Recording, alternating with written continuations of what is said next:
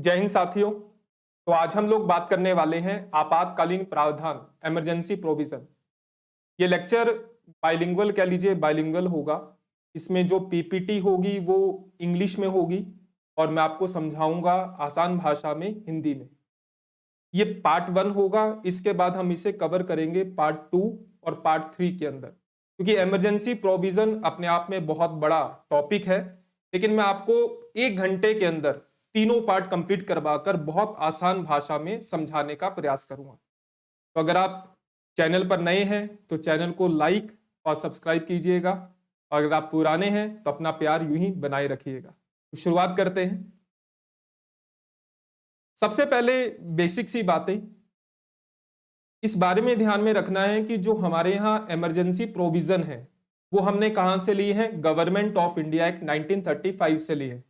कई बार हम लोग गलती कर देते हैं कि जर्मनी से लिए, ऐसा नहीं है। अगर आपसे पूछा जाता है कि इमरजेंसी प्रोविजंस कहां से अडॉप्ट किए गए हैं, तो गवर्नमेंट ऑफ इंडिया एक्ट 1935 से अडॉप्ट किए गए हैं। लेकिन अगर यह पूछा जाए कि इमरजेंसी में फंडामेंटल राइट को जो सस्पेंड किया जाता है तो वो कहां से है, तो वो है जर्मनी के वाइमर कॉन्स्टिट्यूशन से। अब जर्मनी के संविधान को वाइमर संविधान क्यों कहते हैं? क्योंकि जर्मनी में एक नगर है, एक सिटी है वाइमर, और वहां पर जर्मनी की संविधान सभा की बैठक होती थी, इसलिए जर्मनी के संविधान को वाइमर संविधान कहा जाता है। तो दो फैक्ट जो आपको एग्जाम के लिए ध्यान में रखने हैं, बाहर नहीं आएगा इससे, जितना पढ़ाया जाएगा इससे बाहर नहीं आएगा एग्जाम में, चाहे आप किसी भी एग्जाम की प्रिपरेशन कर रहे हो। तो दो फैक्ट याद रखने हैं। सबसे पहले गवर्नमेंट ऑफ इंडिया एक्ट 1935 से हमने इमरजेंसी प्रोविजन लिए हैं, और जर्मनी के वाइमर संविधान से हमने लिया है कि जो इमरजेंसी में फंडामेंटल राइट को सस्पेंड किया जाता है वो। दूसरी बात, अगर हम कॉन्स्टिट्यूशनल प्रोविजंस की बात करें तो सबसे पहले संविधान का भाग 18, हर भाग में कुछ ना कुछ है ना, कि भाग 1 में क्या है? संघ एवं उसके राज्य क्षेत्र है। भाग 2 में क्या है? सिटीजनशिप है। भाग 3 में क्या है? फंडामेंटल राइट है। इसी तरीके से जो हमारे कॉन्स्टिट्यूशन का पार्ट 18 है, भाग 18 आर्टिकल 352 से लेकर 360 तक है। 352 से लेकर 360 तक भाग 18 के अंदर इमरजेंसी प्रोविजन दिए गए हैं।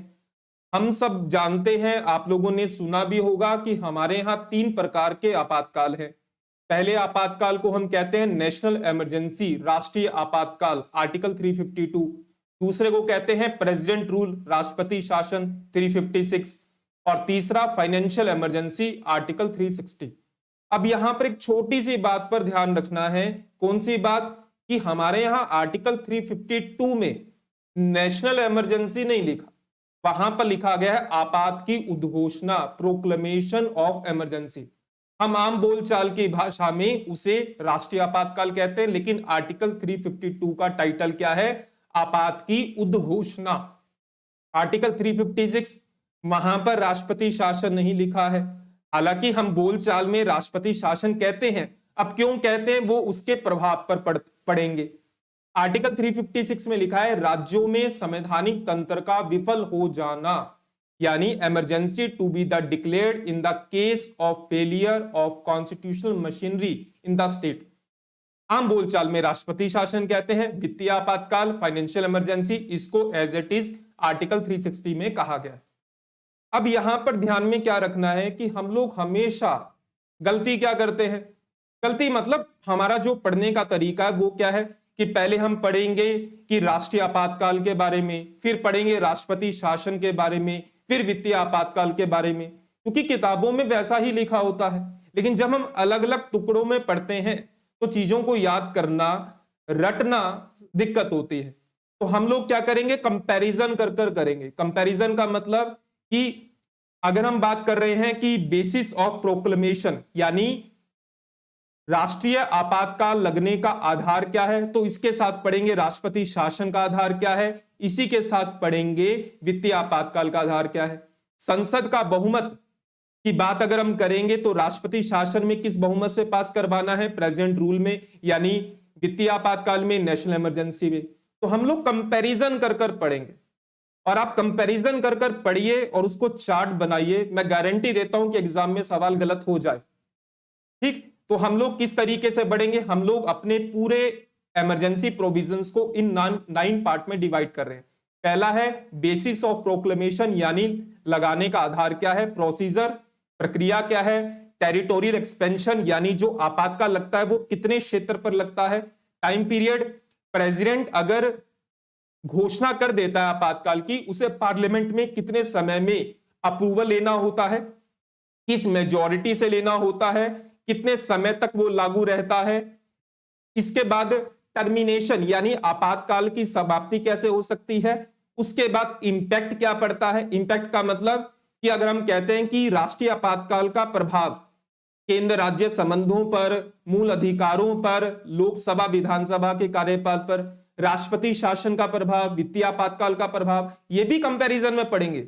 इसमें तो आपको ऐसा लगेगा कि कोई दिक्कत ही नहीं थी, बेफजूल में इस टॉपिक को इतना जटिल या मुश्किल माना जाता है, बहुत आसान टॉपिक है, इसको हम लोग समझेंगे। और उसके बाद अमेंडमेंट, अमेंडमेंट का मतलब कि पूरे इमरजेंसी प्रोविजन में कौन कौन से अमेंडमेंट हुए हैं, एग्जाम में बहुत पूछे जाते हैं। ठीक, तो स्टार्ट करते हैं। सबसे पहले बेसिस ऑफ प्रोक्लेमेशन, आधार 352, 356, 360 तीनों को केंद्र में रखकर करेंगे, कंपैरिजन करते। सबसे पहले राष्ट्रीय आपातकाल किन आधारों पर लगता है, युद्ध के आधार पर, बाह्य आक्रमण के आधार पर और सशस्त्र विद्रोह के आधार पर। पहले सशस्त्र विद्रोह की जगह लिखा होता था आंतरिक अशांति, लेकिन हम सभी जानते हैं और आप लोग आगे चलकर संशोधन में पढ़ेंगे भी कि 44th अमेंडमेंट के द्वारा इंटरनल डिस्टर्बेंस की जगह, आंतरिक अशांति की जगह आर्म्ड रिबिलियन शब्द का उपयोग हमने कर दिया। तो 3 आधार हैं, युद्ध, बाह्य आक्रमण और सशस्त्र विद्रोह। दूसरा, प्रेसिडेंट रूल लगने के क्या आधार हैं, तो इसमें 2 आर्टिकल पढ़े जाते हैं, 356 और 365। 356 ये कहता है कि अगर राज्यपाल राष्ट्रपति को रिपोर्ट देता है कि मेरे यहां राज्य का संवैधानिक तंत्र विफल हो गया है, या फिर बिना राज्यपाल की रिपोर्ट के आधार पर भी आर्टिकल 356 के तहत प्रेसिडेंट रूल लगाया जा सकता है। ध्यान क्या रखना है, क्या ध्यान रखना है कि बिना राज्यपाल की रिपोर्ट के भी राष्ट्रपति शासन लगाया जा सकता है, बाकी गवर्नर की रिपोर्ट पर तो है। वहीं 365 क्या है, 365 ये कहता है कि हमारे कॉन्स्टिट्यूशन में कहा गया है कि जो यूनियन है, संघ सरकार है, वो राज्य सरकारों को कुछ डायरेक्शन देती है और स्टेट गवर्नमेंट को उन डायरेक्शंस को फुलफिल करना होता है। अगर कोई स्टेट गवर्नमेंट उन डायरेक्शंस को फुलफिल नहीं करती तो यह माना जाता है कि राज्यों का संवैधानिक तंत्र विफल हो गया है, तो उस बेसिस पर भी प्रेसिडेंट रूल लगाया जा सकता है। यहां पर भी भाई गवर्नर की रिपोर्ट भी हो सकती है, बिना गवर्नर की रिपोर्ट के भी लगाया जा सकता है।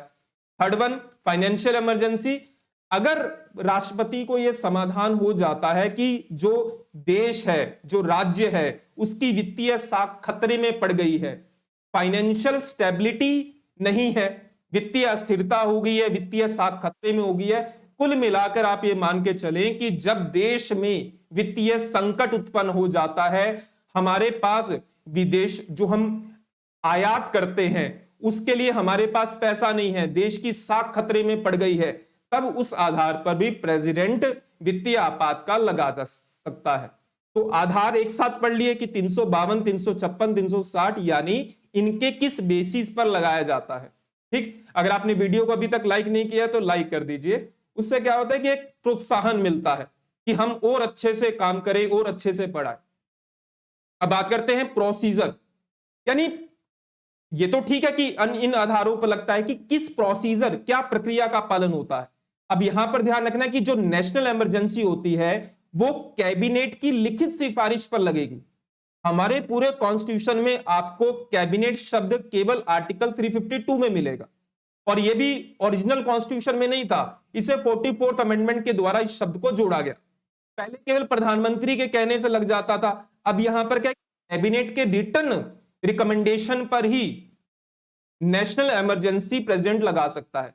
वहीं दूसरी तरफ कोई मेंशन नहीं है, सीधा है कि काउंसिल ऑफ मिनिस्टर यानी मंत्री परिषद की सलाह पर राष्ट्रपति शासन या वित्तीय आपातकाल लगाया जा सकता है। लेकिन वहां पर क्या है, कैबिनेट शब्द है और उसका रिटन रिकमेंडेशन है। टेरिटोरियल एक्सपेंशन यानी जो राष्ट्रीय आपातकाल लगता है, राष्ट्रपति शासन, वित्तीय आपातकाल, वो कहां पर लगेगा, पूरे भारत पर लगेगा या भारत के किसी भाग पर लगेगा। तो यहां पर जो नेशनल इमरजेंसी है वो पूरे भारत पर भी लगाई जा सकती है, लेकिन भारत के किसी क्षेत्र, किसी राज्य पर भी लगाई जा सकती है। अगर हम प्रेसिडेंट रूल की बात करें तो भैया जिस राज्य में संवैधानिक तंत्र विफल हुआ है या फिर जिस राज्य की सरकार ने केंद्र सरकार के निर्देशों का पालन नहीं किया तो स्टेट में लगेगा। और वहीं फाइनेंशियल इमरजेंसी कभी लगी नहीं है, लेकिन फाइनेंशियल इमरजेंसी भी पूरे भारत पर भी लगाई जा सकती है, भारत के किसी क्षेत्र पर भी लगाई जा सकती है। तीन चीजें समझ में आ गई। चौथी बात, पार्लियामेंट्री अप्रूवल। पार्लियामेंट्री अप्रूवल का मतलब कि अगर राष्ट्रपति नेशनल इमरजेंसी, प्रेसिडेंट रूल या फाइनेंशियल इमरजेंसी लगा देता है तो उसे कितने समय में पार्लियामेंट से अप्रूवल लेना होता है। तो पहले में 1 महीना, बाकी दोनों में 2-2 महीने। बहुत आसान है। राष्ट्रपति राष्ट्रीय आपातकाल को राष्ट्रपति की घोषणा के 1 महीने के अंदर संसद से अप्रूवल लेना होगा, जबकि प्रेसिडेंट रूल और फाइनेंशियल इमरजेंसी में 2-2 महीने के अंदर अप्रूवल लेना होता है। अब यहां पर एक किक पॉइंट है जो ध्यान में रखना है। अब मान लीजिए कि लोकसभा भंग हो गई हो, डिसोल्व हो गई हो। अब डिसोल्यूशन क्या होता है वो मैंने पहले वीडियो बनाया है, वहां देख सकते हैं। मान लेते हैं कि प्रेसिडेंट, राष्ट्रपति ने नेशनल इमरजेंसी डिक्लेयर कर दिया या प्रेसिडेंट रूल डिक्लेयर कर दिया या फाइनेंशियल इमरजेंसी डिक्लेयर कर दी। अब डिक्लेयर कर दी, उसके बाद हमारी जो लोकसभा है वो डिसोल्व हो जाती है, भंग हो जाते हैं। यहां पर संसद से अप्रूवल लेना है। संसद से अप्रूवल का मतलब लोकसभा और राज्यसभा दोनों से लेना है। अब लोकसभा हो गई है भंग, तो क्या करें भाई? तो हम ये करेंगे कि राज्यसभा से अप्रूवल ले लें तब तक, और लागू रहेगा वो। और जब लोकसभा दोबारा से गठित हो जाएगी तो उस गठित होने के 1 महीने के अंदर अप्रूवल या 2 महीने के अंदर अप्रूवल ले लें। डिपेंड करता है कि वो नेशनल इमरजेंसी है, प्रेसिडेंट रूल है या फाइनेंशियल इमरजेंसी है। ध्यान रहेगा कि लोकसभा के भंग होने पर क्या होता है, राज्यसभा से अप्रूवल ले लेते हैं। उसके बाद जब लोकसभा आती है तब उसके 1 महीने या फिर बाकी दोनों के मामलों में 2 महीने में अप्रूवल लेना है। तो 1 महीना, 2 महीने, 2 महीने। पहले ये 1 महीना नहीं था, यहां पर भी क्या था, 2 महीने ही था। 44th अमेंडमेंट के द्वारा हमने इसे 2 महीने से कम कर 1 महीने कर दी। तो 1 महीना, 2 महीना, 2 महीना। अब बात करते हैं कि चलो पार्लियामेंट से अप्रूवल लेना है, 1 महीने में लेना है, 2 महीने में लेना है, लेकिन किस बहुमत से लेना है? तो पहले वाले को लेना है यानी राष्ट्रीय आपातकाल को स्पेशल मेजॉरिटी से, और बाकी दोनों को सिंपल मेजॉरिटी से। याद रहेगा, पहले स्पेशल मेजॉरिटी नहीं था, यहां पर भी सिंपल मेजॉरिटी था। 44th अमेंडमेंट के द्वारा हमने सिंपल मेजॉरिटी को बढ़ाकर स्पेशल मेजॉरिटी कर दिया। और मैंने लास्ट वीडियो लेक्चर में ही बताया था types of majority in Indian constitution. अगर नहीं देखा है, अगर नहीं पता तो आप देख सकते हैं कि सिंपल मेजॉरिटी क्या होती है, स्पेशल मेजॉरिटी क्या होती है। तो यहां पर ध्यान में रखना है, पहले वाले को स्पेशल मेजॉरिटी और उसके बाद बाकी दोनों को सिंपल मेजॉरिटी। कंपैरिजन याद रखोगे, भूलोगे नहीं कभी भी। अब बात करते हैं टाइम पीरियड। राष्ट्रपति ने घोषणा कर दी, एक निर्धारित समय 1 महीना या 2 महीने में स्पेशल या सिंपल मेजॉरिटी से अप्रूवल मिल गया। अब क्या? तो अगर राष्ट्रीय आपातकाल को, नेशनल इमरजेंसी को पार्लियामेंट के दोनों हाउस स्पेशल मेजॉरिटी से विद इन 1 मंथ अप्रूवल दे देते हैं तो 6 महीने तक लागू रहेगा। 6 महीने के बाद साहब क्या, 6 महीने के बाद अगर दोबारा से उसे एक्सटेंड करना है तो भी फिर पार्लियामेंट से अप्रूवल लेना पड़ेगा। 1 महीने के अंदर स्पेशल मेजॉरिटी से फिर अप्रूवल मिल गया भाई साहब, फिर 6 महीने लागू रहेगा। फिर बढ़ाना है, फिर अप्रूवल लीजिए, फिर 6 महीने लागू रहेगा। तो पार्लियामेंट अगर एक बार अप्रूवल दे देती है तो 6 महीने तक लागू रहता है। अब उसे अगर एक्सटेंड करना है तो दोबारा से अप्रूवल लेना होगा, तो 6 महीने एक्सटेंड हो जाएगा। अब कितना एक्सटेंड हो सकता है? जितना चाहे उतना एक्सटेंड हो सकता है, लेकिन एक बार में 6 महीने तक ही वो लागू रहता है। अब बात करते हैं प्रेसिडेंट रूल की। प्रेसिडेंट रूल में भी सेम है कि राष्ट्रपति ने प्रेसिडेंट रूल की घोषणा की, पार्लियामेंट के दोनों हाउस से विद इन 2 मंथ के अंदर सिंपल मेजॉरिटी से अप्रूवल लिया तो वो 6 महीने तक लागू रहेगा। अब दोबारा से एक्सटेंड करना है, फिर से अप्रूवल लीजिए, 6 महीने तक लागू रहेगा। कितना अधिकतम हो सकता है? तो अधिकतम 3 साल। वहां पर राष्ट्रपति यानी नेशनल इमरजेंसी में ऐसा नहीं था, वहां पर 6 महीने 6 महीने 6 महीने कर आप जितना चाहे बढ़ा सकते हैं। लेकिन प्रेसिडेंट रूल के मामले में एक बार में 6 महीने मिलता है, ठीक है, फिर दोबारा से 6 महीने। अधिकतम कितना बढ़ाया जा सकता है? तो यहां पर याद रखिएगा कि अधिकतम 3 साल तक ही प्रेसिडेंट रूल को बढ़ाया जा सकता है। अब आप कहेंगे कि जनाब पंजाब में तो इतने सालों के लिए लगा, बिहार में इतने सालों के लिए, उसके लिए अमेंडमेंट हुआ था फिर लगा। हालांकि ओरिजिनल कॉन्स्टिट्यूशन में तो यहां पर भी यही था कि 6-6 महीने कर कर अनलिमिटेड बढ़ाया जा सकता है। 44th अमेंडमेंट के द्वारा हमने ये प्रावधान जोड़ा कि प्रेजेंट रूल को अधिकतम 3 सालों के लिए बढ़ाया जा सकता है। तो 6 महीने, फिर 6 महीने, फिर अप्रूवल लेंगे, फिर 6 महीने, अधिकतम 3 साल। अब यहां पर एक बात और है जो यहां पर पीपीटी में मेंशन नहीं है लेकिन ध्यान में रखनी है, और वो क्या है कि मान लीजिए कि प्रेजेंट रूल को पार्लियामेंट में सिंपल मेजॉरिटी से विद इन 2 मंथ के अंदर आपने अप्रूवल ले लिया तो 6 महीने लागू, फिर आपने एक्सटेंड करना है तो 6 महीने अप्रूवल ले लिया, फिर 6 महीने लागू रहेगा। अब हो गया 1 साल, अधिकतम कितना हो सकता है 3 साल। लेकिन 1 साल के बाद अगर फिर से 6 महीने आपको एक्सटेंड करना है तो 2 शर्तें होनी चाहिए पूरी। पहला, इलेक्शन कमीशन ये प्रमाणित कर दे कि उस स्टेट में अभी चुनाव नहीं हो सकते, और दूसरा, भारत के अंदर या भारत के किसी क्षेत्र में 352 यानी नेशनल इमरजेंसी लगाओ। ये 2 कंडीशन फुलफिल होती हैं तभी उसे 1 साल के बाद 6 महीने एक्सटेंड किया जाएगा, और अधिकतम 3 साल।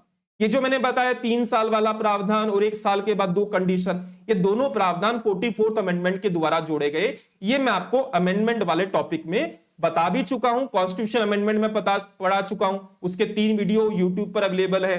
संविधान संशोधन पार्ट 1, 2, 3 वहां पर भी बताया है, हालांकि इस इमरजेंसी प्रोविजन में अलग से बताऊंगा। अब बात करते हैं फाइनेंशियल इमरजेंसी। फाइनेंशियल इमरजेंसी में इतना तामझाम नहीं है 6 महीने वाला। फाइनेंशियल इमरजेंसी की राष्ट्रपति ने डिक्लेयर किया, पार्लियामेंट के दोनों हाउस से विद इन 2 मंथ के अंदर आपने सिंपल मेजॉरिटी से अप्रूवल लिया, लागू रहेगा। यहां पे 6 महीने वाला चक्कर नहीं है। कब तक लागू रहेगा? जब तक राष्ट्रपति एक और डिक्लेरेशन जारी कर वापस नहीं लेता। तो यहां पर 6 महीने का कोई चक्कर ही नहीं है। अब बात करते हैं टर्मिनेशन ऑफ प्रोक्लेमेशन। आपातकाल लगा दिया, पार्लियामेंट से अप्रूवल ले लिया, टाइम पीरियड आपने देख लिया, लेकिन अब बात यह है कि लगाया तो है लेकिन हटेगा कैसे? पहला तरीका, प्रेसिडेंट एक और उद्घोषणा जारी कर उसे वापस ले सकता है। तीनों ही मामलों में, राष्ट्रीय आपातकाल, राष्ट्रपति शासन, वित्तीय आपातकाल, राष्ट्रपति एक उद्घोषणा जारी कर उसे कभी भी वापस ले सकता है। दूसरा तरीका, पार्लियामेंट अगर अप्रूवल ना दे तो वो वापस हो जाएगा, समाप्त हो जाएगा, टर्मिनेट हो जाएगा। लेकिन यहां पर क्या है? तीसरा तरीका। अब ये तीसरा तरीका नया तरीका है, ये भी 44th अमेंडमेंट के द्वारा जोड़ा गया। एक बार सवाल आया था एग्जाम में कि 44th अमेंडमेंट का इमरजेंसी प्रोविजंस पर क्या इंपैक्ट पड़ा। सवाल इंटरेस्टिंग है लेकिन आपको टुकड़ों को जोड़ना है, तो ये हम लोग पढ़ेंगे बाद में। तो 44वें संशोधन के द्वारा राष्ट्रीय आपातकाल को टर्मिनेट करने के लिए एक नया प्रावधान जोड़ा। उसमें क्या गया कि लोकसभा अकेली सिंपल मेजॉरिटी से रेजोल्यूशन पास कर नेशनल इमरजेंसी को टर्मिनेट कर सकती है। लेकिन क्या करना होगा? इसके लिए लोकसभा के सदस्यों के यानी तो लोकसभा के टोटल मेंबर में से 1/10 सदस्यों को, अगर लोकसभा सत्र में है तो लोकसभा के स्पीकर को, अगर लोकसभा सत्र में नहीं है, सेशन में नहीं है, तो प्रेसिडेंट को नोटिस देना होगा।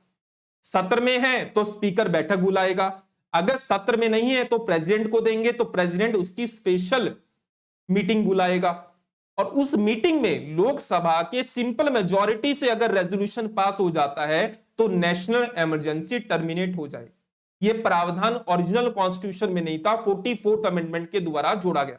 लेकिन लोकसभा अकेली हटा सकती है। इसके लिए क्या करना है? 1/10 मेंबर्स को लोकसभा के स्पीकर, अगर सेशन में है, अगर सेशन में नहीं है तो प्रेसिडेंट को देना है, बैठक होगी और सिंपल मेजॉरिटी से पास करना है।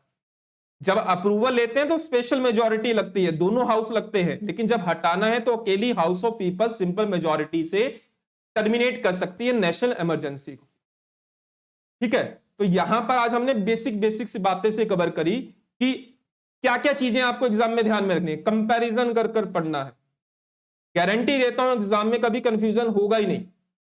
अगले लेक्चर में हम पढ़ेंगे आपातकाल का प्रभाव। आपातकाल के प्रभाव का मतलब कि राष्ट्रीय आपातकाल का प्रभाव, राष्ट्रपति शासन का प्रभाव, वित्तीय आपातकाल का प्रभाव, कंपैरिजन कर ही पढ़ेंगे। केंद्र राज्य संबंधों पर प्रभाव, केंद्र राज्य संबंधों पर राष्ट्रीय आपातकाल का प्रभाव, वित्तीय आपातकाल का, राष्ट्रपति शासन का, मूल अधिकारों पर प्रभाव, एक बहुत विशेष टॉपिक रहता है, लोकसभा और विधानसभा के कार्यकाल पर प्रभाव, और एक आखिरी टॉपिक करेंगे कि हमारे जो इमरजेंसी प्रोविजन है इसमें कौन कौन से अमेंडमेंट हुए। 38 पढ़ेंगे, 42 पढ़ेंगे, 44 पढ़ेंगे।